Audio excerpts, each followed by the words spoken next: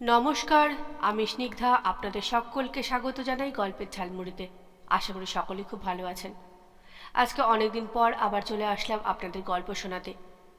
আজকে শোনাবো জলন্ধর সেনের লেখা একটি খুব সুন্দর গল্প, বাতাসি। আসুন শুরু করি গল্পটি। ভালো লাগলে অনুগ্রহ করে আমার পাশে থাকবেন।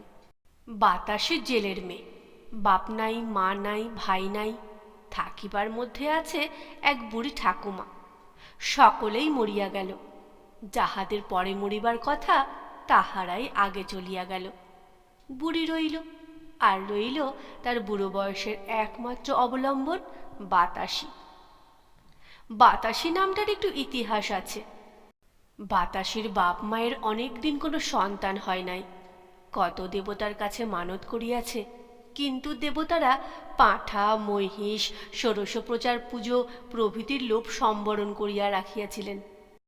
মৎস্যজীবীর তাই পুত্র সন্তান লাভের কোনো আশাই ছিল না। অবশেষে একদিন তাহার গৃহিণী গঙ্গা দেবীকে এক মন বাতাসা মানত করিল। তিনি বাতাসার লোভে ভুলিয়া গেলেন। জেলের ঘরে একটি সুন্দর মেয়ে জন্মিল। মেয়ের ষষ্ঠী পুজোর দিন এক মন বাতাসা গঙ্গা দেবীকে নিবেদন করিয়া দিয়া পাড়ার সকলে তাহাতে যথাসাধ্য ভাগ বসাইল। পুরোহিত মশাই বলিলেন, বাতাসা দিয়া যখন মেয়ে পাইয়াছ, তখন তাহার নাম বাতাসিই থাকুক। পুরোহিতের আজ্ঞায় মেয়ের নাম হইল বাতাসি। বাতাসির বয়স যখন 13 বৎসর, তখন তাহার পিতা বুঝিল মেয়ের বিবাহের চেষ্টা না করিলেও নয়। তবে জেলের ঘরের মেয়ে একটু বেশি বয়স পর্যন্ত অবিবাহিতা থাকিলেও সমাজের বড় কর্তারা বেশি কথাবার্তা কয় না। রামমোহনের এই একটি মাত্র মেয়ে, যে কয়দিন ঘরেতে রাখিতে পারে পারুক, থাকিতে পারে থাকুক, একটিই তো মেয়ে। এই ভাবিয়াই পিতামাতা বিবাহের বিশেষ চেষ্টা করে নাই। তবে তাহারা মনে মনে বর স্থির করিয়া রাখিয়াছিল। হরিহর হালদারের পুত্র স্বরূপ বেশ ভালো ছেলে। হরি হালদার গায়ের পার্শ্বের ইচ্ছামতী নদীর পাটনি, 2 পয়সা রোজগার করে। পাটনিগিরিটা সে একরকম ঔরসি করিয়াই লইয়াছিল। ঘাট ডাকের সময় গ্রামের আর কেহ ডাক পাইত না। হরি যাহা হয় দিয়া ঘাট ইজারা লইত। বাতাসের পিতামাতার স্বরূপের সঙ্গেই কন্যার বিবাহ দেবার ইচ্ছা ছিল। এতদিন কথাটা বলি বলি করিয়াও বলা হয় নাই। এখন মেয়ে 13 বৎসরে পড়িল, সুতরাং আর অপেক্ষা করা সঙ্গত নয়।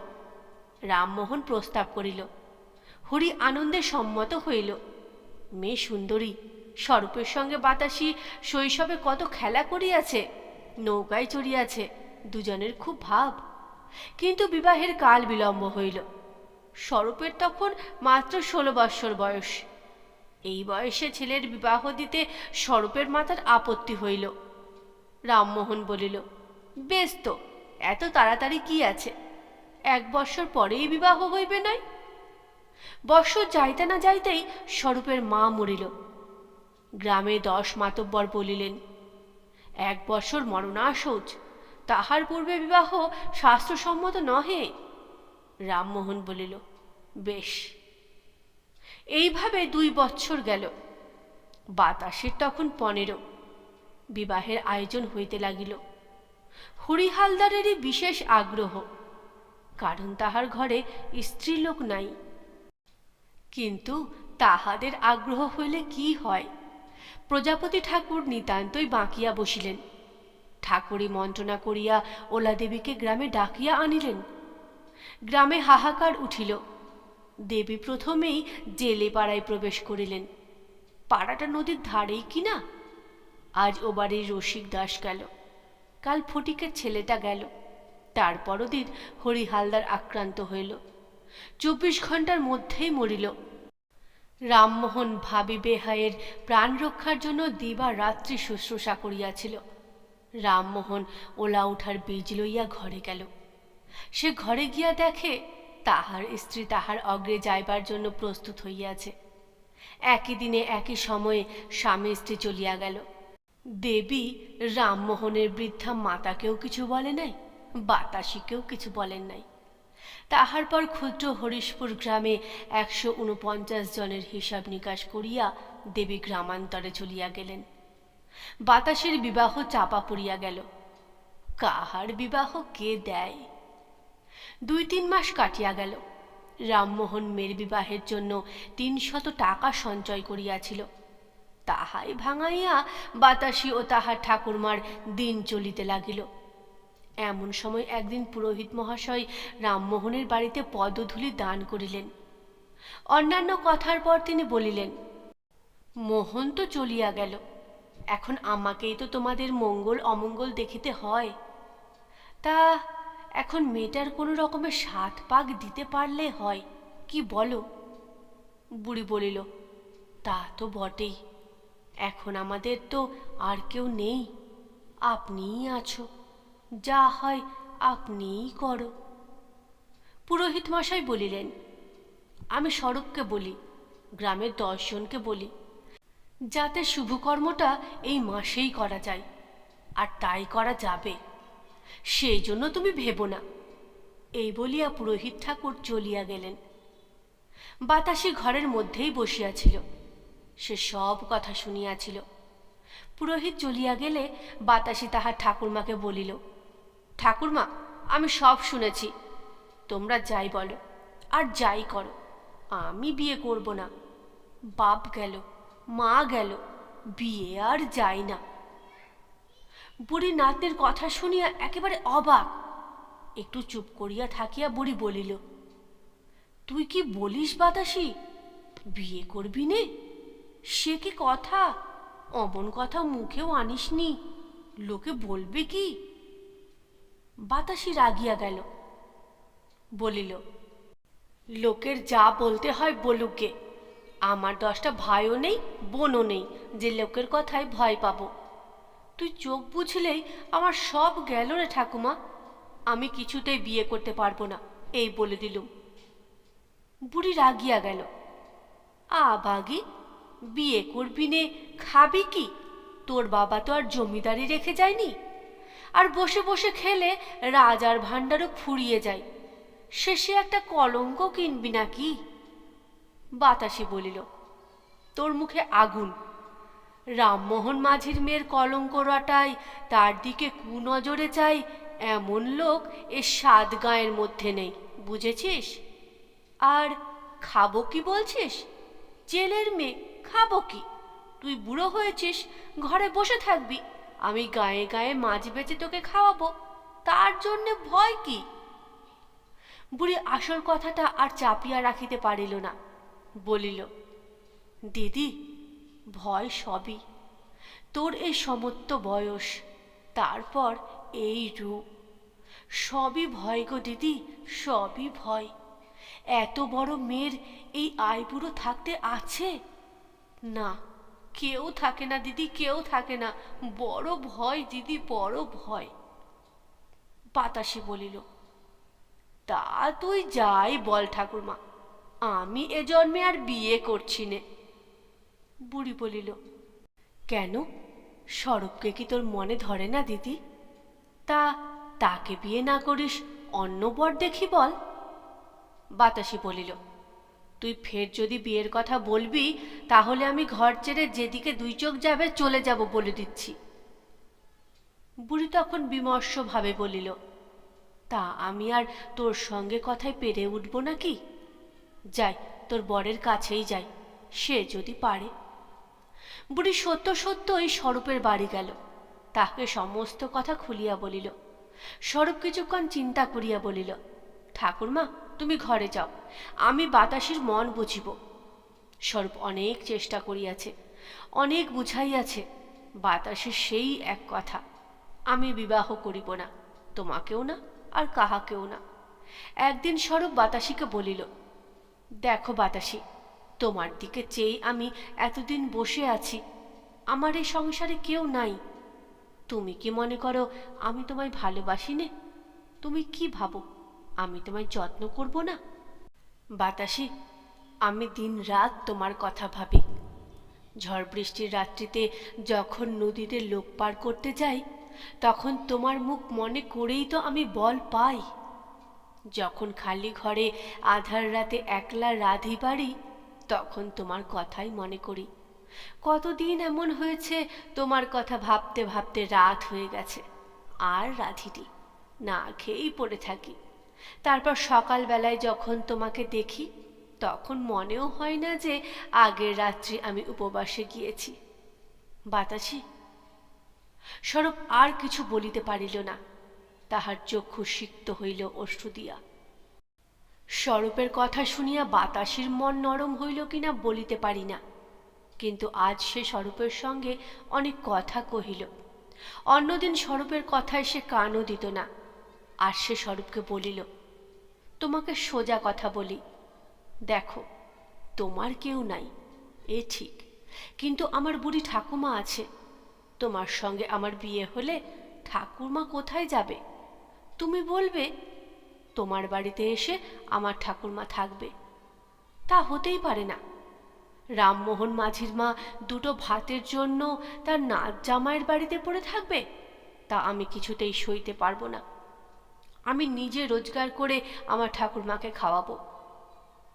তাকে তোমার দোরে আসতে দেব কেন?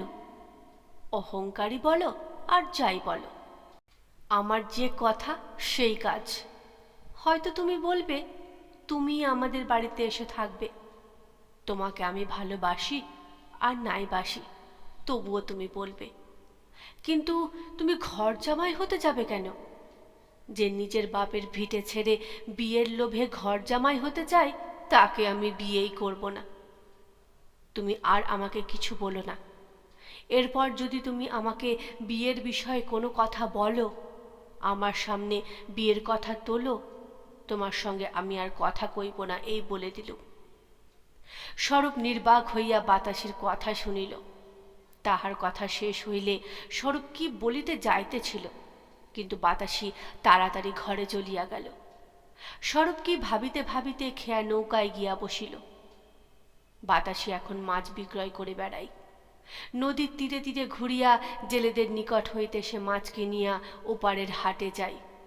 সেখানে মাছ বিক্রয় করিয়া হাটের পরে আবার নদী পার হইয়া ঘরে আসে। প্রথম প্রথম কয়েকদিন সে স্বরূপের নৌকাতেই পার হইত। স্বরূপ সুবিধা পাইলেই বাতাসিকে কত কথা বলিত। বাতাসি কোনো কথার কোনো উত্তরই দিত না। 1 মাস পরে একদিন বাতাসি মাসের পারের পয়সা 4 আনা স্বরূপকে দিতে গেল। স্বরূপ পয়সা লইয়া নদীর জলে ফেলিয়া দিল। তাহার পর বলিল, বাতাসি, তুমি কি মানুষ? কি বলে তুমি আমায় ঘাটের পাড়ের পয়সা দিতে এলে?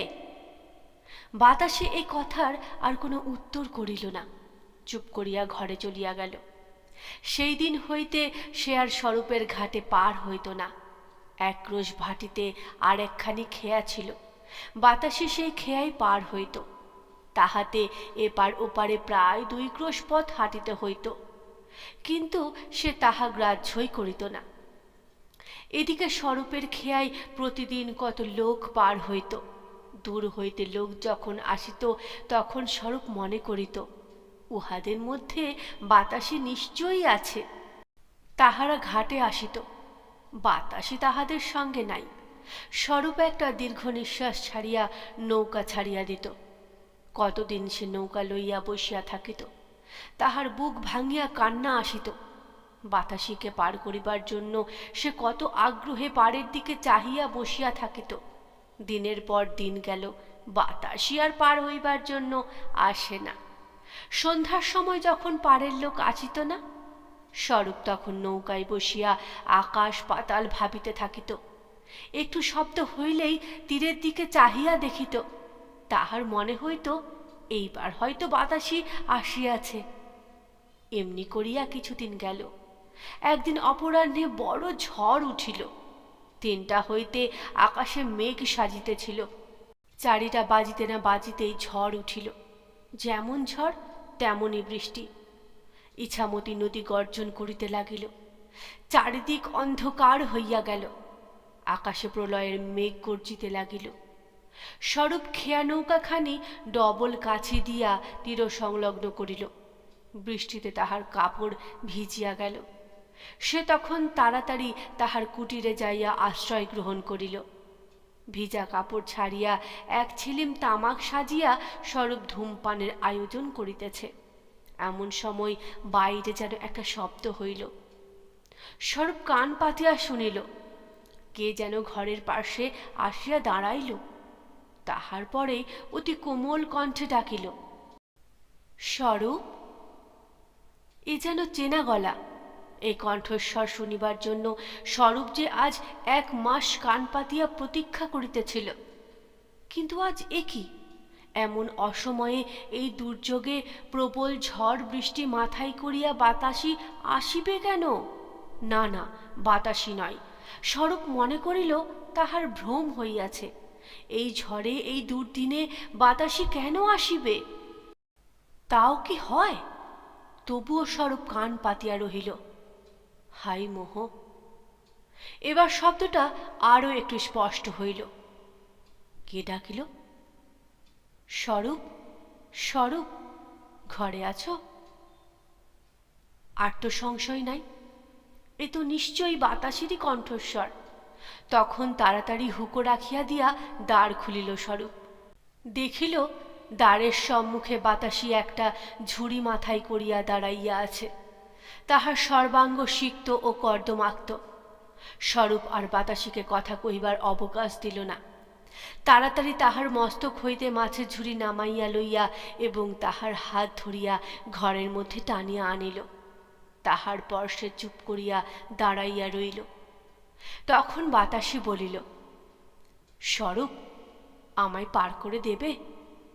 আমাকে এখনই ওপারে যেতে হবে। পার? এমন ভয়ানক দুর্যোগে এই ঝড়ে পার? বাতাসি, কি এই প্রলয়ের ঝড়ে পার করিতে হইবে? তাও যাকে তাকে নয়, তোমাকে? বাতাসি বলে, কি? স্বরূপ কথাটা হয়তো শুনিতে পাই নাই মনে করিয়া বাতাসি আবার বলে, স্বরূপ, আমায় পার করে দেবে? স্বরূপ বলিল, বাতাসি, তোমাকে পার করিবার জন্য আমি তো দিন রাত পথ চেয়ে আছি। তুমি তো আমার খেয়ায় পার হতে আর আসো না বাতাসি। বাতাসি কোমল স্বরে বলিল, স্বরূপ, আমাকে 5টার মধ্যেই এই মাছটা ওপারে মুখুজ্জেদের বাড়ি পৌঁছে দিতেই হবে। 3 টাকা বায়না নিয়ে নিয়েছি আমি। আমাকে যেতেই হবে। ও ঘাটে গিয়েছিলাম, তারা এ ঝড়ে খেয়া দেবে না, তাই বিপদে পড়ে তোমার কাছেই এসেছি। তুমি আমায় পার করে দাও। আজকের এই ঝড়ে তুমি ছাড়া আর কেউ পারে যেতে সাহস করবে না। এই বলিয়া বাতাসি স্বরূপের মুখের দিকে চাহিল। স্বরূপ এমন রূপ আর কখনো দেখে নাই, এমন কথাও আর কখনো শোনে নাই। সে বলিল, বাতাসি, তোমায় পারে নিয়ে যাব তার আবার কথা কি, কিন্তু তোমার না গেলে হয় না। তুমি এখানেই থাকো, আমি ওপারে গিয়ে মাছ পৌঁছে দিয়ে আসছি। বড় তুফান বাতাসি, আজ বড় তুফান। বাতাসি বলিল, তা হবে না স্বরূপ। তুমি যে একলা এ ঝড়ে আমার জন্য যাবে তা কোনো মতেই হয় না। আমিও যাব। চলো, আর দেরি করো না, আঁধার ক্রমেই বাড়ছে। স্বরূপ বলিল, বাতাসি, আমার জন্য তোমার ভয়? এ কথা তো আগে কখনো বলনি। চলো, তোমাকে আজ পাড়ে নিয়েই যাই। স্বরূপ হালদার আজ ঝড়ের সঙ্গে লড়াই করে পাড়ি মেরে দেবে। চলো, তোমায় নিয়ে আজই পাড়ে যাবার সময়। স্বরূপের চক্ষু দিয়া আগুন বাহির হইতেছিল। সে তখন মাছের ঝুড়ি মাথায় তুলিয়া লইল। বাতাসি 2খানি বৈঠা লইল। নদীর মধ্যে কি যাওয়া যায়? অনেক কষ্টে তাহারা নৌকায় উঠিল। স্বরূপ একবার আকাশের দিকে চাহিল, একবার বাতাসির মুখের দিকে চাহিল। তাহার পর নৌকার কাছি খুলিয়া দিল। নৌকা নাচিয়া উঠিল। স্বরূপ বলিল, বাতাসি, ওখানে নয়, আমার এই হালের কাছে এসে বসো। দেখো স্বরূপ তোমায় পাড়ে নিয়ে যেতে পারে কি না। সত্য সত্যই স্বরূপ আজ ঝড়ের সঙ্গে যুদ্ধ করিতে করিতে অগ্রসর হইতে লাগিল। বাতাসি থাকিয়া থাকিয়া বলে, বাঁয়ে স্বরূপ, বাঁয়ে টান রেখো, এই ঢেউটা কেটে ওঠো। আর বিহ্বল দৃষ্টিতে সে একবার স্বরূপের দিকে চাই। কি অপূর্ব কৌশল, কি আশ্চর্য শক্তি! স্বরূপ নিজে নিজেই বলিতে লাগিল, চল মোর ভাই, আর একটু, আর একটু। এই ঢেউটা কাটাতে পারলেই হয়। সাব্বাস জোয়ান। নিজের বল বুদ্ধির জন্যই স্বরূপ কথা বলিতেছে। যখন একবার সে ক্লান্ত হইয়া পড়ে, তখন সে বাতাসের মুখের দিকে চায়, আর তাহার বুকে নতুন করিয়া বল আসে। ঝড় বৃষ্টির সহিত তুমুল সংগ্রাম করিয়া স্বরূপের নৌকা পাড়ে পৌঁছিল। স্বরূপ এক লম্ফে তীরে নামিয়া নৌকা টানিয়া ধরিল। তাহার পর নদীর তীরের বটগাছের সঙ্গে নৌকার কাছি বাঁধিল। তখনও সন্ধ্যা হয় নাই। স্বরূপ ক্লান্ত হইয়া নদী তীরে বসিয়া পড়িল। তখন বৃষ্টি পড়িতেছে। বাতাসী তখন স্বরূপকে বলিল, স্বরূপ, আজ আর ওপারে গিয়ে কাজ নেই, নৌকা এখানেই থাক, তুমি উপরে চলো, বাজারের একটা দোকানে আজ তুমি ঠেকো। আমার সঙ্গে তো এখন কিছুই নেই, বাবুদের বাড়ি যে টাকা পাবো তাই তোমাকে দিয়ে আসবো। তুমি খেয়ে রাত্রিটা দোকানেই কাটিয়ে দিও, আমি বাবুদের বাড়ির এক কোণে পড়ে থাকবো, কি বলো? স্বরূপ উঠিয়া দাঁড়াইল, বলিল, তা হবে না বাতাসী, তোমাকে না নিয়ে আমি কোথাও যাব না। তোমায় পাড়ে এনেছি, তোমায় ঘুরিয়ে নিয়ে যাব। যতক্ষণ তুমি না আসবে ততক্ষণ পথের দিকে চেয়ে আমি এই খেয়া নৌকায় বসেই থাকব, মাথায় আকাশ ভেঙে পড়লেও না। বাতাসী হাসিয়া বলিল, আর যদি না আসি? স্বরূপ বলিল, তাহলে স্বরূপেরও এ জীবনের মতো খেয়া দেওয়া শেষ। আর স্বরূপ কাউকে পার করবে না। যাকে পার করবার জন্য সে এতদিন বেঁচে ছিল, সেই যদি আর পারে না যায়, স্বরূপের খেয়া দিয়ে কাজ কি? বাতাসী মাথা নিচু করিয়া কি ভাবিল, তাহার পর বলিল, তুমি নৌকায় থাকো, আমি মাছ পৌঁছে দিয়ে আসছি, তারপর দুজনে ঘরে যাব। এই বলিয়া বাতাসী মাছের ঝুড়ি মাথায় করিয়া তীরে উঠিল। স্বরূপ এক দৃষ্টিতে তাহার দিকে চাহিয়া রহিল। বাতাসী যখন অদৃশ্য হইল, তখন দীর্ঘ নিঃশ্বাস ফেলিয়া নৌকার উপর শুইয়া পড়িল। যখন সন্ধ্যা হয় তখন বাতাসী ফিরিয়া আসিল। তখন আকাশে আরও একখানা ঘন কালো মেঘ উঠিতেছিল। নদীতীর অন্ধকার, ঘাটে একখানিও নৌকা নেই। বাতাসী ডাকিল, স্বরূপ। স্বরূপ উত্তর দিল, বাতাসী। তাহার পরেই এক লম্ফে নৌকা হইতে নামিয়া স্বরূপ বাতাসের নিকট উপস্থিত হইল। বাতাসী আকাশের নতুন কালো মেঘখানি দেখিয়া বলিল, স্বরূপ, ও বড় মেঘখানি দেখো, ভালো নয়, মেঘের গতিক দেখো, ভালো নয় কিন্তু। স্বরূপ মেঘখানির দিকে চাহিয়া বলিল, এ কিছু নয়, মেঘ উঠে আসতে আসতে আমরা পাড়ে জমিয়ে দেব, এসো নৌকায় এসো। বাতাসী বলিল, স্বরূপ, মেঘখানি একটু দেখে চলো। স্বরূপও সে কথায় কর্ণপাত না করিয়া ছাড়িয়া দিল। শিখিখানি নদী যাইতে না যাইতেই আরও প্রবল ঝড় হইল। স্বরূপ বলিল, বাতাসী, ভয় নাই, এই তো ডাঙা দেখা যাচ্ছে, দেখতে দেখতে পৌঁছে যাব। বাতাসী একটু দূরে আসিয়া বসিয়াছিল। তখন সে স্বরূপের আরও একটু নিকটে আসিয়া বসিল। স্বরূপ তখন সিংহ বিক্রমে হাল চালাইতে লাগিল। এমন সময় হঠাৎ হালখানি ভাঙিয়া গেল। স্বরূপ জলে পড়িতে পড়িতে বাঁচিয়া গেল। নৌকা ঢের ওপর আছাড় খাইতে লাগিল। স্বরূপ তখন চিৎকার করিয়া বলিল, বাতাসী, এইবার গেল, আর রক্ষা নেই, বৈঠা কই? তখন আর বৈঠা খুঁজিয়া পাওয়া যায় না। তাহাদের অজ্ঞাত সারে বৈঠা দুইখানি জলে পড়িয়া গিয়াছিল। তখন স্বরূপ বলিল, বাতাসী, আর রক্ষার কোনো উপায় নাই, এই যে ঢেউটা আসছে, এই ঢেউয়েই আমাদের নৌকা ডুবে যাবে। বাতাসী তখন উঠিয়া দাঁড়াইয়াছে। সে বলিল, ভয় কি স্বরূপ, তুমি কি মরিতে ডরাও? এসো, দুইজনে আজ গলা জড়াইয়া ধরিয়া মরি। আজ আমাদের বিয়ে স্বরূপ, আজ আমাদের বিয়ে। এই বলিয়া বাতাসী স্বরূপের গলা জড়াইয়া বুকে জড়াইয়া ধরিল। স্বরূপ আর কথা কহিতে পারিল না। সে প্রাণপণ শক্তিতে বাতাসীকে বুকে জড়াইয়া ধরিল। বাতাসী তখন চিৎকার করিয়া বলিল, স্বরূপ, চলো, আজ আমরা পাড়ে যাই। প্রকাণ্ড একটা ঢেউ আসিয়া নৌকাখানি আছড়াইয়া ফেলিল। স্বরূপ ও বাতাসে দৃঢ় আলিঙ্গনে বদ্ধ হইয়া ইছামতির গর্ভে ডুবিয়া গেল। আজও বদনগঞ্জের লোকেরা স্বরূপ বাতাসের গল্প করে। যে ঘাটের সম্মুখে তাহাদের নৌকা ডুবিয়াছিল, এখনো তাহাকে সকলে স্বরূপ মাঝির ঘাট বলিয়াই থাকে। ধন্যবাদ গল্পটি শোনার জন্য। ভালো লাগলে অনুগ্রহ করে আমার পাশে থাকবেন। আবার আসবো অন্য গল্প নিয়ে। ততক্ষণ সকলেই ভালো থাকবেন।